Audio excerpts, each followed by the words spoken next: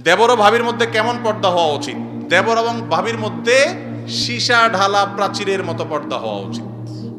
দুনিয়ার যে মহিলার সাথে সবচেয়ে কঠিনভাবে পর্দা করতে হবে সেই মহিলা হলো ভাবি। যে মহিলার সাথে সেই পুরুষ হলো দেবর, তার সাথে পর্দা বেশি করতে হবে মেয়েদের জন্য। আর ওই মহিলার সাথে পর্দা সবচেয়ে বেশি করতে হবে যিনি হলেন দেবরের ভাবি অথবা কোনো পুরুষের শ্যালিকা।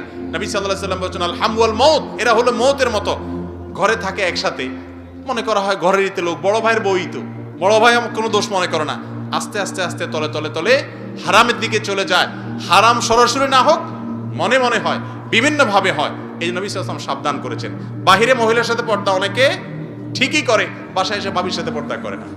অনেক মহিলা আছে বাহিরে বোরকা পরে যায়, বাসায় দেবরের সাথে দেখা করে, আছে না নেই?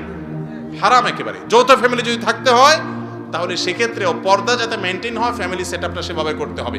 পুরুষরা ভিতরে গেলে যৌথ ফ্যামিলিতে ভাবি আছে, অন্যরা আছে যাদের সাথে পর্দা করতে হবে, তাহলে গলা পরিষ্কার করে আসসালামু আলাইকুম বলে যাবেন, একটু সময় নিয়ে যাবেন যাতে তারা শুনে যেতে পারে। এগুলো একসময় আমাদের দেশে ছিল, কিন্তু এখন আমরা আস্তে আস্তে অভদ্র হয়ে যাচ্ছি, অসৌজন্য আচরণ আমরা করতেছি। সৌজন্যতা ছিল তখনকারটা, আমরা দেখতাম যে বাড়িতে যাওয়ার আগে সালাম দিয়ে গলা পরিষ্কার করে তারপরে যেত।